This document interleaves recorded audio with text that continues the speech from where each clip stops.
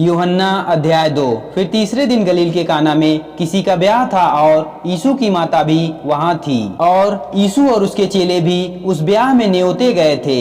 जब दाखरस घट गया तो यीशु की माता ने उससे कहा कि उसके पास दाखरस नहीं रहा। यीशु ने उससे कहा, हे महिला, मुझे तुझसे क्या काम, अभी मेरा समय नहीं आया। उसकी माता ने सेवकों से कहा, जो कुछ वह तुमसे कहे वही करना। वहाँ यहूदियों के शुद्ध करने की रीति के अनुसार पत्थर के 6 मटके धरे थे, जिनमें 2-2, 3-3 मन समाता था। यीशु ने उनसे कहा, मटकों में पानी भर दो। सो उन्होंने मुँहामुँह भर दिया।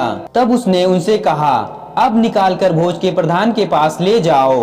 वे ले गए। जब भोज के प्रधान ने वह पानी चखा जो दाखरस बन गया था और नहीं जानता था कि वह कहाँ से आया है, परंतु जिन सेवकों ने पानी निकाला था वे जानते थे, तो भोज के प्रधान ने दूल्हे को बुलाकर उससे कहा, हर एक मनुष्य पहले अच्छा दाखरस देता है और जब लोग पीकर छक जाते हैं तब मध्यम देता है, परंतु तूने अच्छा दाखरस अब तक रख छोड़ा है। यीशु ने गलील के काना में अपना यह पहला चिन्ह दिखाकर अपनी महिमा प्रकट की और उसके चेलों ने उस पर विश्वास किया। इसके बाद वह और उसकी माता और उसके भाई और उसके चेले कफरनहूम को गए और वहाँ कुछ दिन रहे। यहूदियों का फसह का पर्व निकट था और यीशु यरूशलेम को गया और उसने मंदिर में बैल और भेड़ और कबूतर के बेचने वालों और सराफाओं को बैठे हुए पाया और रस्सियों का कोड़ा बनाकर सब भेड़ों और बैलों को मंदिर से निकाल दिया और सराफाओं के पैसे बिथरा दिए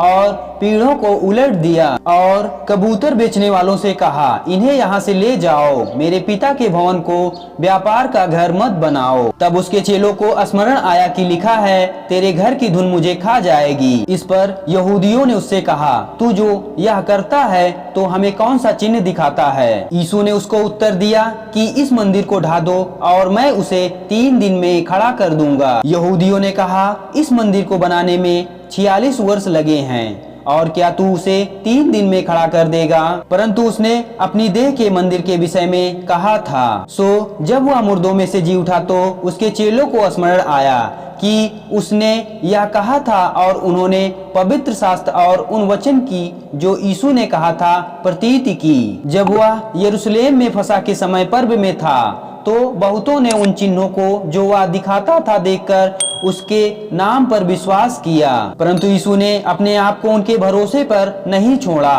क्योंकि वह सब जानता था और उसे प्रयोजन न था कि मनुष्य के विषय में कोई गवाही दे, क्योंकि वह आप ही जानता था कि मनुष्य के मन में क्या है।